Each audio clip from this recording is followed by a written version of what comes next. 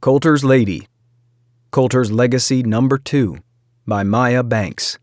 Narrated by Freddie Bates. Chapter 1. Seth Colter walked into the soup kitchen and was greeted by a chorus of hellos from several police officers from his precinct. "Hey man, I didn't think you were going to make it," Craig Summer called. Seth cracked a smile, surprised at how glad he was to see the guys he'd worked with for the past few years. "I said I would be here." "How are you feeling?" Rob Morgan asked as he slapped Seth on the back. "Better," Seth acknowledged, and for the first time in weeks, he realized it was the truth. He did feel better.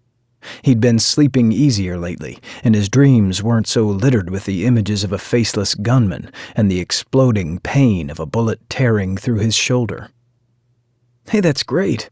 You'll be back before you know it," Craig said. Seth nodded. Yeah, he'd be back. He hated being away from the job.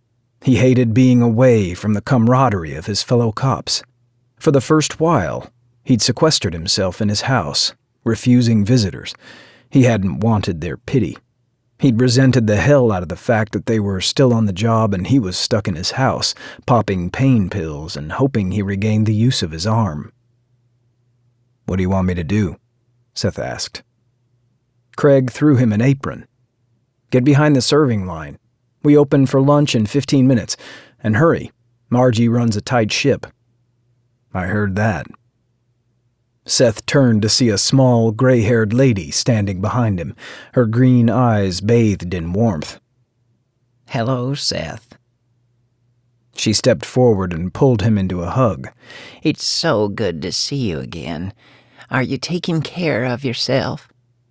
She patted him on the cheek for good measure, and he smiled as he returned her embrace. "I'm good, Margie. How about yourself?" "Oh, I'm the same as ever, busy, just how I like it. Now you better get to your station before I open the doors. Looks like we have a lot of folks lined up to eat today." "Yes, ma'am," he said with a grin. "See?" Craig said. "She's a complete slave driver." Feeling lighter than he had in a while, Seth tied on the white chef's apron and walked behind the buffet to stand in front of the baked chicken. "Smells good, Margie. Who'd you harangue into catering for you this time?" Seth asked. She grinned. "I called in a favor. Or two." He laughed. Margie Walker was simply good people. She was a surrogate mother to many, but beneath the good-as-gold exterior lay a hard-driving woman who didn't think twice about leaning on people to help her causes. Her pet project was Margie's Place, simply named, but it was appropriate.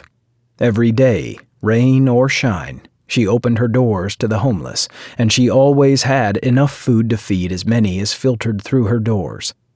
No one was entirely sure how she managed it, but she always did. His precinct routinely volunteered, and they worked in shifts. Seth and 5 others came in once a month to serve, although for him, it had been 3 months since he'd last been in. "Okay, guys, I'm opening up," Margie called as she walked over to the doors. For the next 2 hours, a steady stream of people came through the line. Workers from the kitchen brought out more food as soon as the trays emptied, and the guys dished it up. The flow had dwindled when Seth looked up to see the most startling pair of blue eyes he'd ever seen in his life. In the process of extending the pair of tongs with a piece of chicken, he stared, in shock, at the woman standing in front of him, small hands gripped tightly around the lunch tray. There was something infinitely fragile about her, and equally arresting. His gut tightened, and for a moment he forgot to breathe, or maybe he was unable to. Dressed in a shabby, worn sweater and a pair of jeans so faded they were nearly white, the woman stared back at him, wispy midnight curls escaping the knit cap she